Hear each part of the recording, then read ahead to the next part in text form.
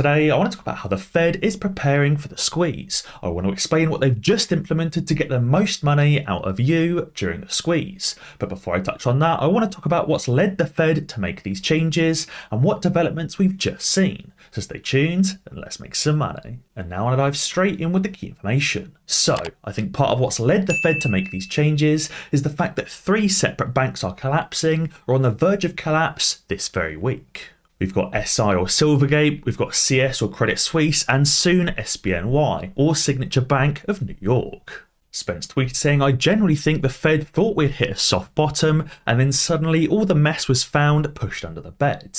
The Fed thought we were heading for this soft landing, there'd be no recession, all of these stocks would bounce back, hedge funds would generate billions if not trillions of dollars in profits, and no fund would ever be squeezed." But it seems that all of this mess and all of these bankruptcies have simply been swept to the side, and that actually we're definitely due for a hard landing and a recession is coming. And Spence tweeted saying the dominoes are falling and the timing actually couldn't be better. So let's start from the top and talk about each of those 3 banks in order from Spence's tweet. First up, we have Silvergate. So Silvergate Capital announced yesterday that it was winding down operations and is formally going bankrupt. As a result, the Silvergate stock is again down 36% in the start of the market trading this morning and was down as much as 50% in the pre-market hours. In literally the last week or two alone, Silvergate has fallen from $25 per share down to sub $3. And what makes this comically even better timed is the fact that investment firms Citadel Securities and BlackRock recently took major stakes in Silvergate, buying up 5.5% and 7% respectively. So basically Citadel just put in 5.5% of Silvergate, which is hundreds of millions, if not potentially billions of dollars into the bank that's now just disappeared.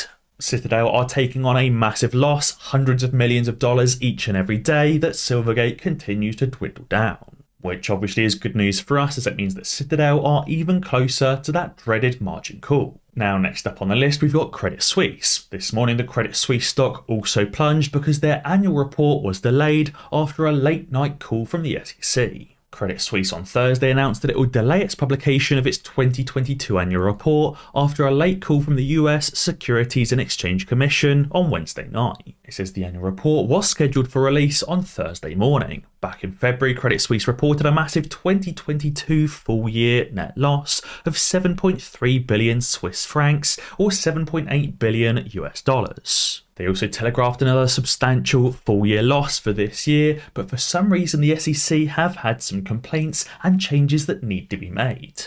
Maybe Credit Suisse have actually lost more money than they're perpetrating, maybe they need to adjust some of their financial figures, or maybe there's some wording in there the SEC wasn't happy about that needs changing. Regardless of that, the fact Credit Suisse actually had to delay its financial results and the fact the stock is dropping this morning is likely to cause even more customers to withdraw from Credit Suisse, which again is obviously going to lead to further losses and likely to a substantial full-year loss for 2023. Third bank on that list is SBNY or Signature Bank of New York. This is actually a bank we haven't heard much of before, but seems to be in a very similar boat to Silvergate Capital. It says with the demise of Silvergate, SBNY is the only larger bank remaining with a functional on-ramp for institutional crypto investors. So effectively SBNY is another bank very similar to Silvergate that could soon be falling down as well. As JC tweeted, he said, "If I was a sell-side analyst," he said, "I'd be terrified to have a buy rating on the other publicly traded crime scene." So it seems Signature Bank is also being accused of committing fraud or committing crimes and potentially aiding and abetting overseas criminals. This again is likely going to end up with SBNY or Signature Bank potentially failing over the coming months,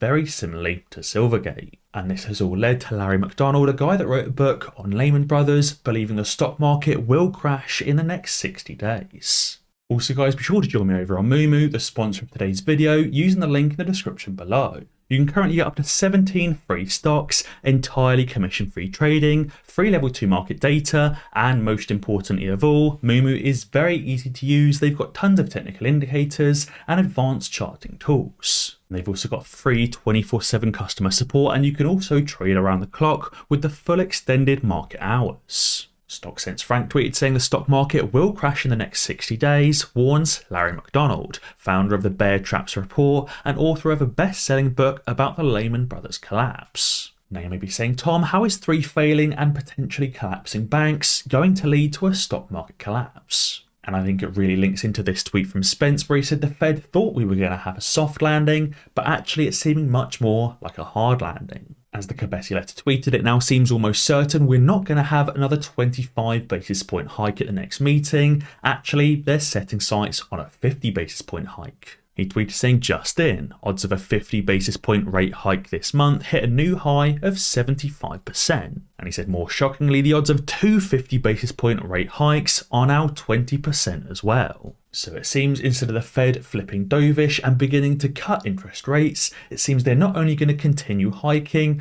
but actually even ramp up the pace of those hikes. And he said this is by far the most hawkish shift in expectations we've seen so far. Obviously, the recent stock market rally was built on hopes of a Fed pivot towards a more dovish stance and potentially towards cutting interest rates. But now it seems that actually the Fed isn't going to get dovish at all, and they're actually going to get even more hawkish and continue raising those rates. Therefore, it seems like over the next few weeks, the stock market rally will unwind and we'll be back into that bear market territory, and we will see a new stock market crash. Now, if we're going to see that stock market crash, if we're going to see these hedge funds losing billions of dollars, potentially even trillions of dollars as well, that means we're going to see an AMC squeeze. These hedge funds are going to lose billions of trillions and end up being liquidated and end up going bankrupt. And obviously, as a result of liquidation, these hedge funds will be forced to sell off their long positions and close out of their shorts. So it seems the Fed is disregarding chances of a soft landing, and they're now setting their sights on a hard landing instead. And obviously with that comes the AMC squeeze. So how exactly is the Fed going to benefit? Well, as WatchAGuru tweeted, they said President Biden has just called to double capital gains tax from 20% to 40%. Clearly, the Fed and President Biden are suddenly expecting tons of people to have massive taxable capital gains, and they've decided they need to up the tax rate. They're seemingly deciding there's going to be tons of people that have all of these assets that they've held for at least a year that are going to massively increase in price, generating capital gains tax and need to be sold. And therefore, the best way for the Fed to benefit is to increase the tax rate from 20 to 40% to tax all of those chargeable gains. But actually, this is a really interesting time to be increasing these rates. Surely if there's going to be a giant stock market crash, that means that loads and loads of assets are going to be worth less. Therefore, there's no taxable gain. If the stock market crashes, the property market will likely also crash as well, as will the car market. Therefore, all of these assets that people bought for an expensive price will suddenly become cheaper, generating zero gain. Unless all of a sudden there's a group of people that have assets that rise in price during a stock market crash.